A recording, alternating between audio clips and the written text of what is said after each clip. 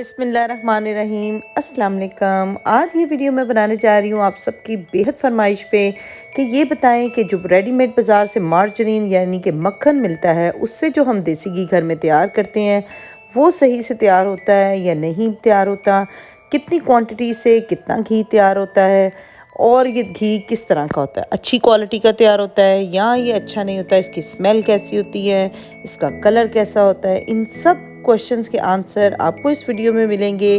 Video को and तक ज़रूर देखें, आपको पता चलेगा कि आपका ये घी तैयार होगा सही से या नहीं। इसके लिए मैंने सबसे पहले 3 किलो मक्खन ले लिया है। 3 किलो मक्खन को मैं पैन में लो फ्लेम पे पकाने लगी हूँ। कोई पानी नहीं डाला, कुछ नहीं मैंने किया, सिंपली मैंने मक्खन को पेपर्स में से निकाल कर और पतीले में एक पकने के लिए रख दिया। ले जी, अब हमारा मार्जरीन पतीले में जा चुका है। सारा पेपर अच्छी तरह से रिमूव करके हल्की आंच पे मैंने इसको पकने के लिए रख दिया। टाइम कुछ ज़्यादा लगा था, तकरीबन आधा घंटा लगा था मुझे पकाने के लिए। और आपने इसमें 7-7 चम्मच ज़रूर चलाते जाना है जब तक आपका मार्जरीन पक नहीं जाता, यानी कि घी तैयार नहीं हो जाता। आप चम्मच मुसलसल चलाते रहें, नहीं तो आपका घी नीचे से लग जाएगा, जल जाएगा और एक हल्की सी स्मेल आने लग जाएगी। जैसे जैसे आपका घी पकना शुरू होगा, तैयार होना शुरू होगा, क्योंकि इसमें पानी होगा तो इसकी वजह से आपको बहुत सी सिजलिंग की आवाज़ें आना शुरू हो जाएंगी। और जैसे ही आपकी स्पार्कलिंग आवाज़ें इसमें से बंद हो जाएं तो समझ जाएं जनाब ये आपका घी तैयार हो गया। आप इसको पकाएं तकरीबन आधे घंटे के लिए मैंने इसको पकाया था। चम्मच चलाती रही और एंड पे इसको ढक के रख दिया। और इसमें से जब आवाज़ें आना बंद हुई तो मतलब पानी बिल्कुल ड्राई हो गया और हमारा घी बिल्कुल रेडी हो गया।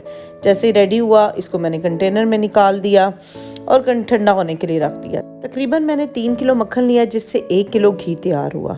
मैं अब आपको अपनी रिकमेंडेशन पे बताना चाहूँगी कि आपको ये तैयार करना चाहिए या नहीं तैयार करना चाहिए। बहुत ही बुरा घी तैयार हुआ, बिल्कुल स्मेल नहीं थी, टेस्टलेस था, लुक भी बहुत अजीब सी थी।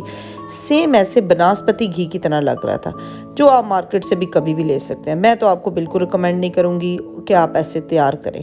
अगर आपको मेरी इस तरह की वीडियोस जिसमें आपको क्लेरिफिकेशन चाहिए हो, किसी भी चीज़ की सजेशंस चाहिए हो, अगर आप इस तरह की वीडियोस को देखना चाहते हैं तो मेरे चैनल को सब्सक्राइब कर लें। शॉर्ट सी वीडियो से आपको बहुत सी हेल्प मिलेगी। वीडियो अच्छी लगे तो लाइक करें, अपनी फ्रेंड्स और फैमिली के साथ शेयर करें और नेक्स्ट आने वाली वीडियो तक के लिए थैंक यू।